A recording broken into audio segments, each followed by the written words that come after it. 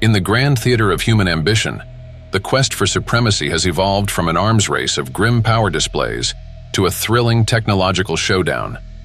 Nations and corporations now vie for dominance in AI, quantum computing, and space exploration.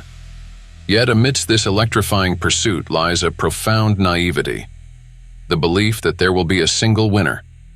Companies are fiercely competing to develop larger, more capable models, aiming to revolutionize everything from design to daily living. This relentless push for AI supremacy brings both unprecedented opportunities and challenges.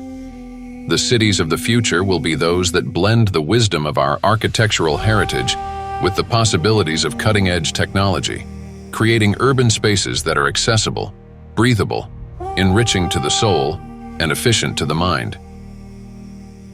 According to WriterBuddy, in August of 2023, there were 5.5 billion AI users in the US and 2.1 billion AI users in India, coming in second in the world, soon after being surpassed by China.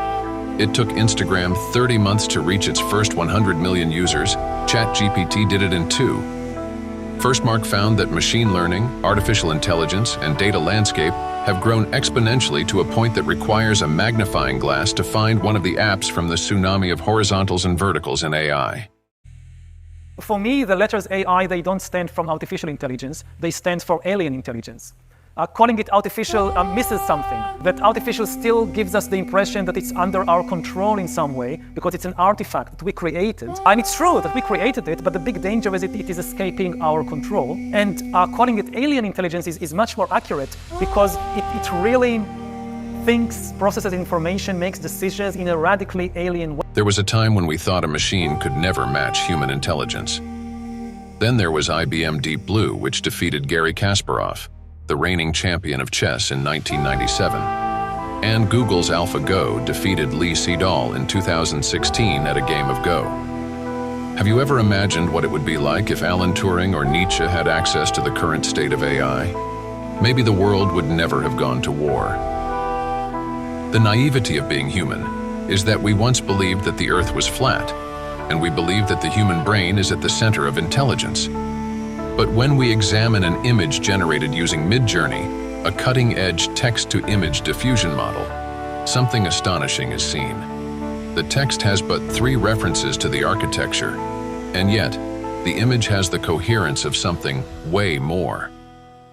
Everything's a copy of a copy of a copy. Talking about architecture, let's take a look at what we call the process of design now. We might sketch a lot, or make many 3D models to iterate colors, textures, and furniture. Or we may have boards and boards of Pinterest images that we all say are for reference. You need to forget about what you know. That's your problem. Forget about what you think you know about life. Generative AI amplifies this process, or does it? Isn't it just easier to pull up Midjourney and say I want a tropical resort by Vincent Calabout, or a house in Mumbai by Frank Gehry? Not quite. There is a tremendous amount of human process that goes into generating the right images and achieving the desired outcome. You might think you don't need an architect, but that doesn't seem to be the case. The journey from the default outcome of Midjourney to the human processed result is a long one. Hey, I'm here to shift your focus towards AI, generative AI. Because everyone is talking about it. AI, generative AI, generative AI, generative AI, AI is AI, AI, AI, AI, AI, AI, AI, AI, AI. It uses AI to bring AI. According to a report by McKinsey, the adoption of AI in early 2024 spiked to 72%, and generative AI went from 33% last year to a whopping 65% this year. None of the generative AI apps were made specifically for architects. That's why it is imperative that we identify our objective in the use of these apps in the realm of architecture and interior design. It won't be long before a giant like Autodesk pulls everything together under one roof and offers it at a large fee. Even if they do, there will always be small use cases where large applications are not needed.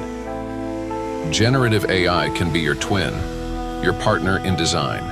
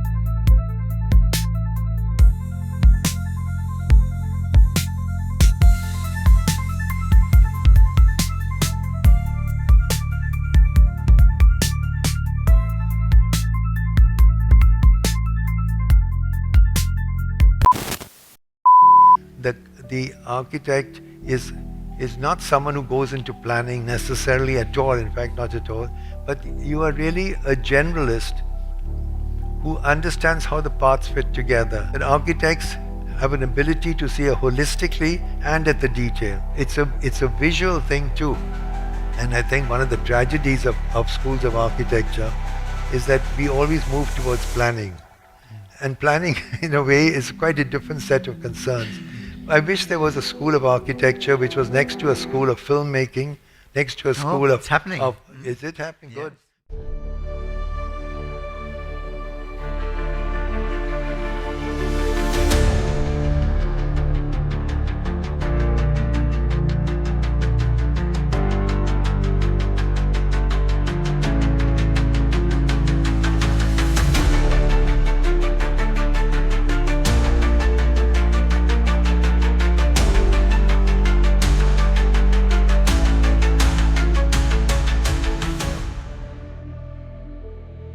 I think AI should best be understood as something like a new digital species. Now, don't take this too literally, but I predict that we'll come to see them as digital companions, new partners in the journeys of all our lives. There are 4 existential threats to humanity that are not naturally caused: nuclear warfare, biotechnology, global totalitarianism, artificial intelligence. Building sustainable cities is crucial, but it's only part of the solution. We need a global effort tackling technological, political, and environmental challenges. Imagine cities committed to disarmament, AI safety, biotechnological regulation, and human rights. AI can ironically guide us. As Thoreau said, "What is the use of a house if you haven't got a tolerable planet to put it on?"